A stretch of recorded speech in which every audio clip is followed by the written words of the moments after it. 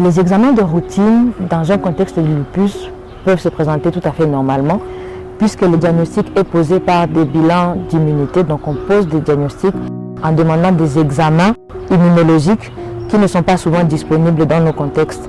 Et le réflexe de beaucoup de soignants n'est pas porté sur ces examens, n'est pas porté sur la demande de ces examens. Donc pour ça, on retrouve beaucoup de patients qui ont un bilan de routine qu'on fait dans beaucoup de structures hospitalières tout à fait normal, mais qui se sentent quand même mal dans leur corps. Et cela les pousse à penser justement qu'il y a une force mystique qui agit derrière les symptômes qu'ils présentent. Alors comme on l'a dit, lorsqu'on rencontre des patients qui vous disent avoir déjà fait beaucoup d'examens de laboratoire, beaucoup d'explorations, qui sont revenus tout à fait normales, mais qui continuent à se sentir mal dans leur corps, la tendance dans nos contextes en Afrique subsaharienne, où on donne encore beaucoup de force aux énergies mystiques, c'est de penser en fait qu'il y a une force mystique obscure qui agit derrière tous les signes que les patients présentent. Donc poser un bon diagnostic de lupus, comme on dit, permet de redonner leur innocence aux sorciers, puisque la plupart du temps, quand on retrouve la cause de la pathologie derrière, les patients sont souvent apaisés et beaucoup de personnes qui se retrouvaient accusées à tort retrouvent en fait leur droit de vivre tout à fait normalement sans se sentir coupable de quoi que ce soit. Exactement, vous avez tout à fait raison. Imaginez que vous ayez un chien de garde à la maison qui est censé vous protéger contre les voleurs et que tout d'un coup ce chien commence en fait à mordre tout le monde, tous les habitants de la maison. C'est un peu ce qui se passe dans le contexte des maladies auto-immunes. Notre système immunitaire censé nous défendre des maladies, des microbes comme vous avez dit, des bactéries, des virus, se retrouve en fait en train de s'attaquer à nos propres cellules. Est-il possible d'avoir un lupus qui ne touche que la peau sans attaquer les organes internes comme les reins et le cœur? Tout à fait. On définit la maladie lupique comme un spectre puisque plusieurs patients peuvent avoir la maladie lupique et ne pas présenter les mêmes symptômes. Il y en a qui auront des symptômes uniquement limités à la peau, comme on dit, mais il y en a d'autres qui vont présenter d'autres signes, en même temps des signes au niveau de la peau, mais aussi d'autres signes au niveau systémique, au niveau du cœur, au niveau des reins, au niveau des articulations. Et il existe même des formes de lupus qui n'ont pas de symptômes cutanés, mais qui ont juste des symptômes systémiques. Alors, la tranche d'âge qu'on a retrouvée des femmes qui présentent beaucoup plus le lupus, c'est des femmes qui sont en âge de procréer. Ça veut dire que des femmes qui ont une activité hormonale assez importante. Et si l'on tient compte en fait des hormones, les estrogènes, ce sont des hormones qui sont considérées comme des boosters de l'immunité. Ça, ce serait la première explication qui montre que les femmes sont beaucoup plus à même de développer la maladie lupique plutôt que des hommes. Maintenant, concernant toujours la même proportion, il a été démontré que le système immunitaire des femmes est beaucoup plus puissant. Ça veut dire que les femmes sont mieux protégées contre les maladies infectieuses courantes puisqu'elles ont un système immunitaire qui est beaucoup plus fort que celui des hommes. Mais malheureusement, c'est cela même qui constitue le revers de la question, puisque avoir ce système immunitaire fort implique finalement qu'elles sont beaucoup plus à risque que leur système immunitaire s'attaque à leurs propres cellules. Oui, exactement. Et les chercheurs en fait ont trouvé qu'il y a une corrélation entre le fait de posséder le chromosome X et la régulation du système immunitaire. Beaucoup de gènes qui sont impliqués dans la régulation des défenses de l'organisme sont rattachés au chromosome X. Donc du coup, puisque les femmes portent 2 chromosomes X, elles ont donc beaucoup de gènes qui régulent le système immunitaire et c'est ça qui les rend plus forts. C'est vrai que les personnes qui possèdent maintenant les 2 chromosomes X, il y a toujours un chromosome X qui est mis au repos et qui permet seulement qu'un seul type de chromosome fonctionne. Et dans cette situation, il y a quand même certains gènes qui échappent à ce système de régulation, à ce système de contrôle. Et cela fait souvent que beaucoup de patients, de patientes se retrouvent en fait avec beaucoup de gènes régulatrices du système immunitaire qui s'expriment beaucoup plus fort. Et cela peut expliquer également qu'on se retrouve en fait avec des femmes qui développent plus de maladies auto-immunes que d'hommes. Alors quand on parle d'éruption annuelle de papillon, ce qu'on veut dire c'est beaucoup plus une rougeur que les patients présentent au niveau du visage avec une forme annuelle de papillon. Alors chez les personnes qui ont la peau foncée, déjà la concentration de mélanine que nous avons ne permet pas en fait que l'on détecte cette rougeur que présente la maladie le plus rapidement possible. Alors cela fait souvent qu'on a un souci d'identification ou un souci de diagnostic de la pathologie assez rapide avec les symptômes cutanés, vu que plus la personne a la peau foncée, plus il est difficile de détecter cette rougeur assez rapidement.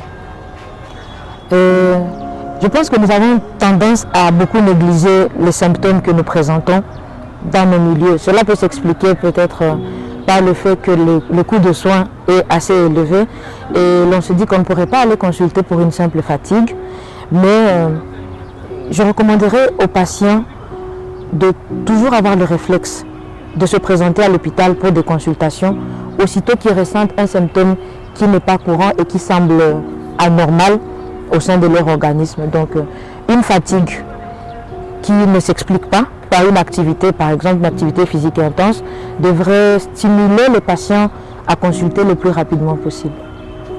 Alors, comme nous l'avons dit tout à l'heure, la maladie lupique elle a un spectre et le système immunitaire, lorsqu'il s'emballe ou qu'il décide de s'attaquer à notre corps, il peut s'attaquer à n'importe quelle partie du corps.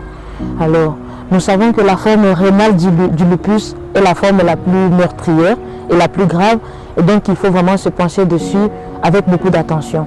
Les symptômes que les patients présentent, souvent qui ont des formes systémiques sans avoir de forme cutanée, si le lupus s'attaque au rein, le patient va présenter un gonflement des jambes, donc des œdèmes des membres inférieurs, où il va ressentir une sorte de fatigue aussi intense. Il présentera parfois des fièvres, même si c'est un signe inconstant. Et le fait d'avoir souvent ce gonflement des pieds qui est anormal devrait en fait stimuler le patient à venir rapidement consulter à l'hôpital pour être pris en charge le plus tôt possible. Nous dirons que dans notre système, dans les politiques de soins de santé que nous avons, nous n'avons pas la possibilité d'accéder à un plateau technique qui est très adapté à cause déjà des conditions socio-économiques que traverse notre pays. Donc, pouvoir accéder à ce plateau technique demande beaucoup plus de matériel sophistiqué, beaucoup d'expertise que malheureusement nous n'avons pas souvent à cause de notre situation socio-économique. Cela rend difficile le diagnostic et quand bien même on se dirait que ce matériel pourrait être disponible, la capacité de payer, la capacité d'accéder, de la population d'accéder à ces examens devient aussi très difficile à cause de leurs revenus bas. Ce qui fait que souvent nous avons de grandes difficultés à bien poser le diagnostic, puisque déjà on peut avoir la possibilité d'avoir ces examens, mais le coût empêche les patients de payer et cela rend un peu plus difficile la prise en charge, un peu plus difficile encore le diagnostic. Le lupus est une maladie chronique. Ça veut dire que c'est une maladie, lorsqu'on l'a, elle ne disparaît pas du corps. C'est pour ça qu'on dit qu'elle ne guérit pas. Mais le traitement, il est là, il est possible. Et le traitement permet en fait d'améliorer sensiblement la qualité de vie du patient, de diminuer au maximum de crises et de diminuer l'évolution vers des complications plus graves. Alors si le patient déjà est convaincu qu'on peut traiter sa maladie et lui redonner une qualité de vie assez acceptable, il est mieux que ce patient consulte le plus tôt, qu'il fasse des explorations, que le diagnostic soit posé et que le traitement soit suivi assez correctement. En fait, pour les éléments ou les facteurs qui peuvent déclencher des chutes ou des crises, ce seraient tous ces facteurs extérieurs qui peuvent aggraver un peu la maladie qui est déjà là, qui s'est installée, entre autres le stress, certaines infections, certains médicaments ou la non-observance du traitement. Ça veut dire on a déjà posé le diagnostic de lupus chez le patient, on lui a déjà mis un traitement qu'il sait qu'il doit prendre de manière prolongée puisque c'est une maladie chronique comme on a dit, et que ce patient refuse ou ne se sent pas convaincu qu'il devait prendre ces médicaments sur un long terme, cela est un grand facteur en fait de rechute ou de reprise un peu plus forte de la maladie. Donc lorsque un patient a un lupus, la recommandation c'est qu'il continue le traitement, qu'il se fasse traiter tous les jours et qu'il respecte les recommandations qui lui sont données par le médecin. Je dirais même plus, toutes les spécialités sont impliquées dans la prise en charge du lupus. Pas seulement le dermatologue ou le néphrologue ou l'interniste, les gynécologues sont aussi impliqués, puisque certaines pathologies rattachées au lupus, comme le syndrome d'anticorps antiphospholipides par exemple, est intimement lié aux femmes qui sont enceintes, aux femmes qui donnent vie. Et donc, les gynécologues sont aussi en première ligne dans la prise en charge du lupus. Les ophtalmologues aussi, puisque certains traitements du lupus sont, affectent un peu plus en fait la vue. Et donc, dès qu'on pose le diagnostic du lupus, il est recommandé que les ophtalmologues soient aussi là, en train d'accompagner le patient, puisqu'ils doivent suivre si le traitement fait, le traitement donné ne pose pas de problème. Les pédiatres aussi sont impliqués dans la prise en charge du lupus, puisqu'il y a des formes pédiatriques de lupus, et les enfants, comme on dit que les femmes, les symptômes commencent à partir de 13 ou 14 ans, c'est une tranche d'âge qui est rattachée à la pédiatrie et que donc cette tranche d'âge aussi est intéressée. Donc les pédiatres aussi ont un rôle à jouer dans la prise en charge et même le diagnostic du lupus.